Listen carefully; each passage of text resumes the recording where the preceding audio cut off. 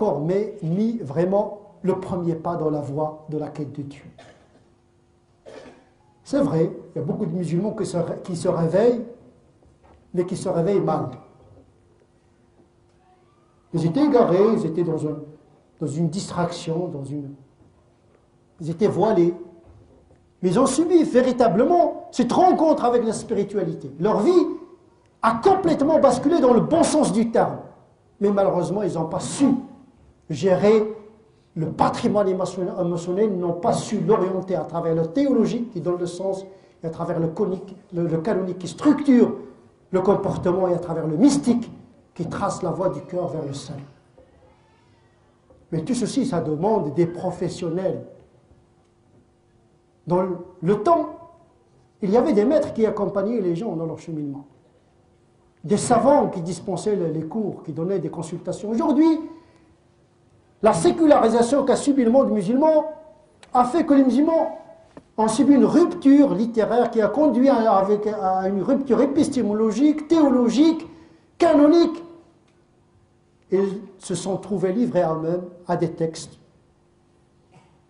à des prédicateurs, à l'Internet, aux paraboles. Ils écoutent la chose et sont contraires. Des gens qui sont en Arabie Saoudite qui donnent des fatwas à quelqu'un qui est en Amérique du Nord. On est complètement dans une configuration déstructurante, complètement à laquelle, personnellement, je n'ai pas de réponse. Mais elle aggrave notre situation. À une certaine époque, lorsqu'on a des problèmes, à la rigueur, on consultait le savant du quartier. Ce n'est même pas le savant de la ville. Parce que même au niveau du quartier, il y a une culture qu'il faut respecter. On ne peut pas penser la religion en abstraction du monde. Ce qui menace aujourd'hui l'islam, c'est l'uniformisation de tous les musulmans et jouer la mondialisation au lieu de jouer l'universel dans le particulier, le singulier de l'être et le particulier des situations. Et ça demande une raison lucide, une émotion qui est bien gérée. Comment recevoir les informations? Bon, on va faire un petit peu du soufisme appliqué, en s'inspirant d'un passage de Dhunnun al-Misri, un grand mystique de l'islam. Il dit que Warid al-Haqq yazujju al-quluba ila al-Haqq. L'information vraie conduit le cœur vers la vérité. Faman asgha ilayhi bil-haqq tahaqqaq. Celui qui sait écouter la vérité réalisera quoi? L'unicité de Dieu, qui est le pivot de toute la pratique d'un musulman. Et celui qui reçoit l'information avec les passions, eh bien il va s'égarer.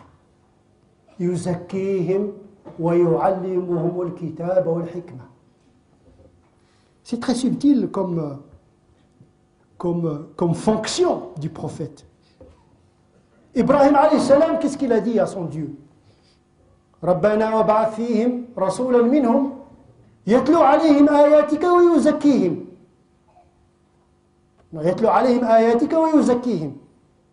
Wa yu'allimuhum al-kitaba wa yuzakkihim. Tazkiya, c'est après la narration et l'enseignement. C'était la demande d'Ibrahim. Il a demandé à Dieu qu'il envoie un prophète dont la tâche, c'est de transmettre la révélation, d'enseigner le texte. Donc il y a un effort d'interprétation de la révélation. Parce que le prophète n'est pas un messager, il est le message également. Il est le plus habilité à interpréter le message. Telle était la demande d'Ibrahim. Mais la réponse était autrement. هو الذي بعث في الأميين رسولا منهم يتلو عليهم آياتك ويزكيهم ويعلمهم الكتاب. Celui qui a envoyé parmi les gens qui n'ont pas reçu de livre, les illettrés, un homme parmi eux, dans la même culture, dans la même anthropologie, avec les mêmes sémantiques, avec la même langue, etc. Il leur rapporte la révélation, il les éduque, puis leur enseigne le livre. Il faut une disposition morale et éthique, parce que la raison, ici en islam, admet une dimension éthique. Il faut penser, mais il faut savoir penser. C'est une posture, c'est un acte. La pensée, c'est un acte qui doit obéir à une certaine éthique.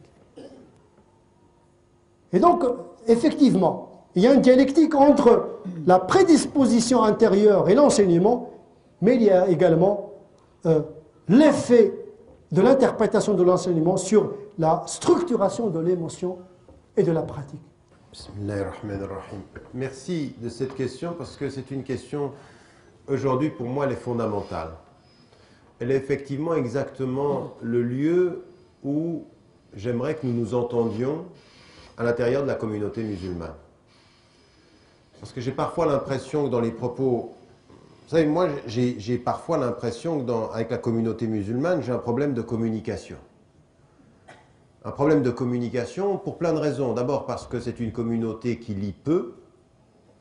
C'est une communauté qui pense à géométrie variable, selon le temps et selon le moment, et qui est extrêmement émotive.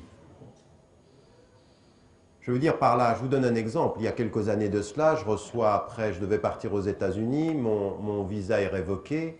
Je reçois des lettres du monde entier, mais un héros.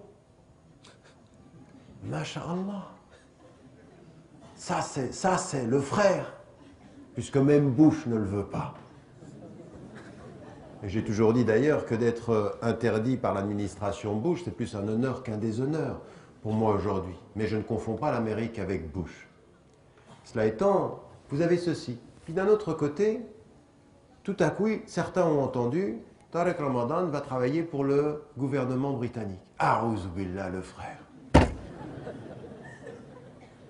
Pas de vérification de l'information, rien du tout. On vous emmène à droite, on vous emmène à gauche, et puis on y va à droite, et on y va à gauche. Le frère, il est au paradis hier, il est en enfer demain. Cette communauté, ça suffit. Vous, je pourrais admettre, je vais vous le dire, si je vais dans certains endroits d'Afrique, et je suis un amoureux de l'Afrique, je suis un amoureux du Sud d'abord, et je suis un amoureux de l'Afrique. Mais quand je vais dans des situations où il y a des gens qui n'ont pas de quoi s'être éduqués, ils n'ont pas d'école, ils sont dans la survie.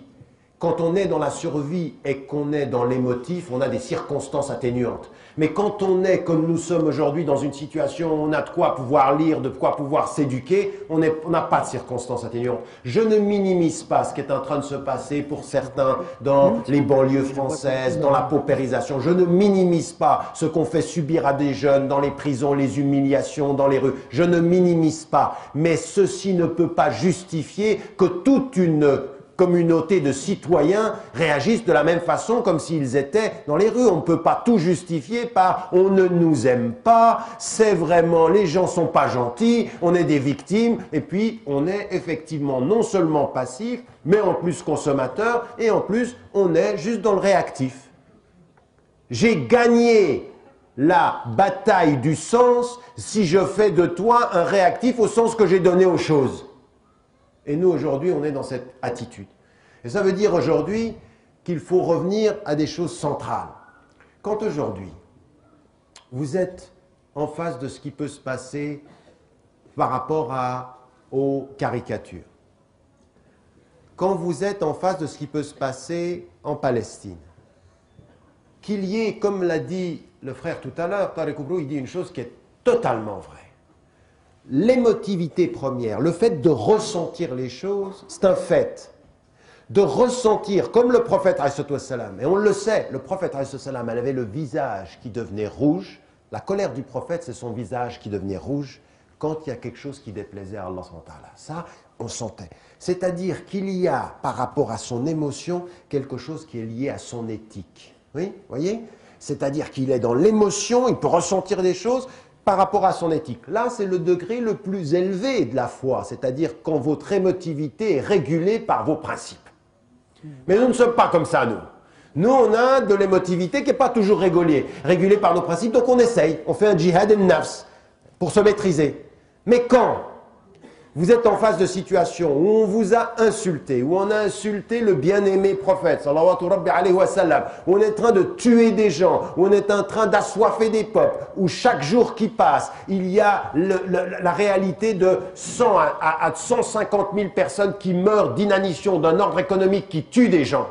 qui fait dire à des gens en Afrique, mais c'est du terrorisme sans qu'on le voit à la télévision parce qu'on meurt de cette faim qui accable le peuple, qui accable les peuples d'Afrique. Quand vous entendez ce qui se passe en Palestine et que ceci vous fait réagir, eh bien vous êtes en bonne santé. Vous êtes en bonne santé. J'aurais peur, quant à moi, d'une communauté qui verrait le malheur, qui verrait l'injustice, qui verrait le déni du droit et qui ne réagisse plus de cœur. La bonne santé du cœur, c'est de réagir à l'injuste et se dire c'est quand même pas possible. Ça, c'est la première attitude. Maintenant, il y a la deuxième. La première attitude, c'est de sentir ceci, et comme le prophète a dit à un moment donné, moi je me dis, subhanallah, si je ressens ça à ce moment-là, c'est qu'Allah il m'aime. Je promets à des moments donnés, j'ai vu des choses en Afrique, je me dis, ce que je viens de ressentir là, c'est Allah, je suis en lien avec lui. J'essaye de l'aimer, et il doit un peu m'aimer pour qu'il mette ça dans mon cœur, c'est-à-dire la révolte devant l'injuste. C'est-à-dire la sensibilité, le cœur qui dit, non, je ne peux pas accepter ça. C'est exactement ça. Et la réaction, c'est de changer ça. C'est-à-dire qui voit parmi vous quelque chose de mal, et bien qu'il le change par l'acte, par la dénonciation et par le qalb. Même si ton cœur, c'est le minimum de la foi, c'est que ton cœur te dit je ne peux pas le supporter. Mais une fois que tu as ça, c'est là où tu dois devenir un être qui gère son émotion de façon intelligente, raisonnable et libre. Libre.